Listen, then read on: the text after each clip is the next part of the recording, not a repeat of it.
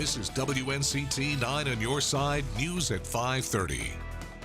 Quiet conditions expected tonight in eastern North Carolina, but an approaching cold front could bring at least a slight chance of a few showers as we head into Thursday. More on that in a second. First of all, let's take a look at what's going on outside at the moment. You can see the traffic flowing smoothly on our live I-9 camera here in Pitt County and Greenville, but the traffic is no doubt going to be picking up a bit over the next few days as folks are making their last-minute holiday travel plans. Coming up in a few minutes, we'll take you into the upcoming Christmas weekend with a complete look at your first alert forecast. The longest-running newscast in the East starts now.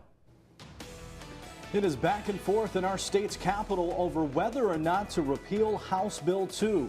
We're live with an update. Plus, outside the General Assembly, protesters are doing their best to get their viewpoint across on what they hope will happen with the controversial bill. And recovering after Hurricane Matthew, some homeowners in the East are now faced with an option that can help them move on with their lives. Good evening, everyone. I'm Ken Watling. And I'm Katie Harden. Thanks for sticking with us tonight. We are continuing our coverage of today's special session in our state's capital to potentially repeal House Bill 2. WNCT's Zora Stevenson is live in Raleigh now with the latest. Zora. From the start, state lawmakers said Wednesday would be a long day, and it's living up to the hype. Governor Pat McCrory called lawmakers back to Raleigh today to reconsider House Bill 2. And things started off really slow. A bill wasn't even proposed until 3 o'clock. The session started at 10. So Senate Democrats were the first group to make a move. They presented a bill of their own. Then Senator Phil Berger presented his own version of a repeal bill. It calls for a full repeal of hb2, but adds a 6-month cooling off period. Berger and other Republicans say the cool off is to prevent another Charlotte situation. It prevents local governments from regulating employment practices and accommodations like bathrooms.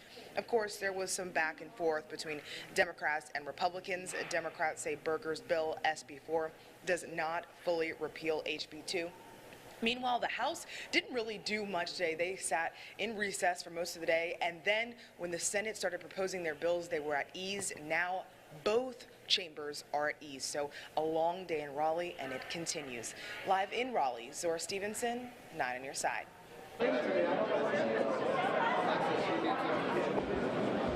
This was the scene just outside of the General Assembly where dozens were inside the House and Senate galleries watching the discussion. Some held signs to try to get their point across to state leaders. Opponents hope for a repeal and say as long as that happens, there won't be any disruptions. Continuing coverage of areas impacted by past flooding in the East. As flood mitigation plans continue, some homeowners are now getting new information about possible home buyouts. WNCT's Josh Birch reports from Grifton. Flood damage at some homes in Grifton is hard to miss. This house behind me now vacant as the homeowner waits for a very important FEMA buyout. People who live in this area have been flooded out time after time after time. It's not a designated flood zone, but some now pay more than $2,000 a year for flood insurance. Doug Coley is just one of the residents notified that his home would be bought out after nearly 4 years of waiting. Well, it's an early Christmas present, I can tell you that. It's frustrating to have to battle that each time to replace your property, your material goods, and redo your house. 5 homes in Grifton stemming back from flooding in 2013 are now being bought out. The town says an additional 5 to 6 homes could also be bought out due to Hurricane Matthew flooding. Coming up at 6, find out when this buyout could take place and why it's bad news for town officials. In Grifton, Josh Birch, 9 on your side. In Edgecombe County, folks in Princeville have 3 options to recover from flooding there. They can either have their homes raised above the floodplain, rebuild, or take a buyout. Town commissioners are asking residents to carefully consider all 3 choices from FEMA. Leaders are concerned that most people will take the buyout and the town may go under due to loss of property taxes. 3 eastern North Carolina school districts impacted by Hurricane Matthew received a large donation from students in Gaston County. Lenoir, Wayne, and Edgecombe counties were each presented with a check for $5,450. The money came from Gaston County's Nickels for Neighbors campaign. Students brought in piggy banks, pencil boxes, and Ziploc bags full of spare change to donate to the victims of Matthew. Well, we've been through a lot, and we still have over 200 kids who are displaced. Our number of shuttle buses is down, but we still have kids who simply don't have a permanent place to stay. Gaston County students raised over $21,000 or 439,000 nickels. In news across America, more officials face felony charges in the Flint, Michigan water crisis. They're accused of not protecting people from lead and bacteria exposure. Hundreds of children were poisoned. If convicted, those people face decades in prison. Jerika Duncan reports. Flint was a casualty of arrogance, disdain, and a failure of management. Michigan Attorney General Bill Schuette on Tuesday charged former Michigan emergency managers Darnell Early and Gerald Ambrose with 4 crimes, including misconduct in office and conspiracy.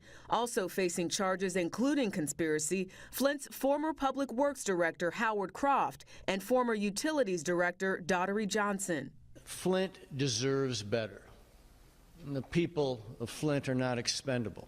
In 2013, Early and Ambrose were appointed by the governor as emergency managers to address Flint's troubled finances. To save money, they stopped buying water from Detroit and planned a new pipeline to get water directly from Lake Huron.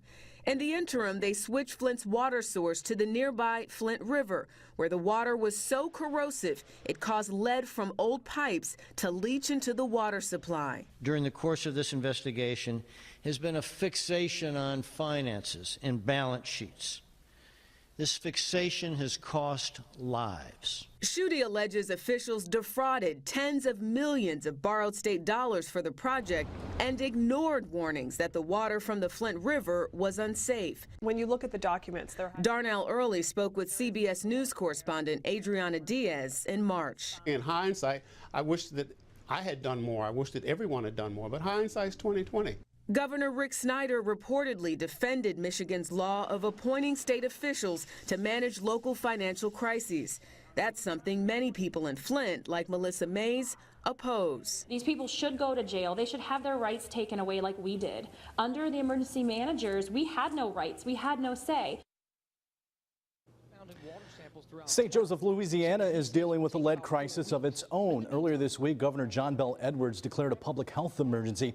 It comes after high levels of lead and copper were found in the water there. We're sampling every single home in St. Joe and every business. While testing is being completed, bottled water is being delivered. Edwards also plans to speed up the construction of a new treatment facility and a new distribution system. New information in the explosion of a fireworks market in Tultepec, Mexico. Some of the youngest victims are being sent to Galveston, Texas to be treated for burns. The market was filled with 300 vendors when the blast ripped through it yesterday. Cell phone video captured it as it happened. 31 people died, 72 others are hurt. The Berlin Christmas market is back open after a deadly terror attack. Now the search is on for the man German authorities say drove a semi-truck through the crowded attraction earlier this week. Scott McLean has a look at the alleged suspect. In Germany, police believe this may be the face of terror. A man they suspect drove a semi-truck loaded with steel through a crowded Christmas market, leaving 12 dead and 48 injured. Anis Amri is a 24-year-old Tunisian under urgent suspicion. Urgent because police say he could be violent and armed. We want to be successful in our manhunt. We want to arrest that person and question him. And this is why you need to give time to the Berlin investigation services. Authorities found Amri's identification in the cab of the truck, along with the body of the rightful driver, a Polish man who was shot dead. In a statement, ISIS called the perpetrator of the attack a soldier of the Islamic State. German police say Amri was already on their radar. He was arrested in August with forged documents en route to Italy, but a judge let him go.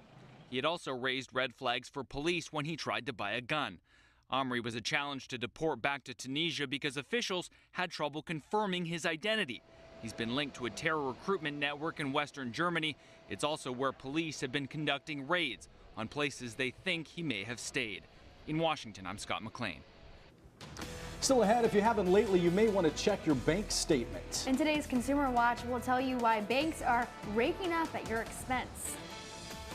And also coming up next, we're just a few days away from Christmas Eve here in Eastern North Carolina. We'll show you our latest assortment of holiday pictures from our viewers. We'll also check out some up and down temperature patterns heading our way.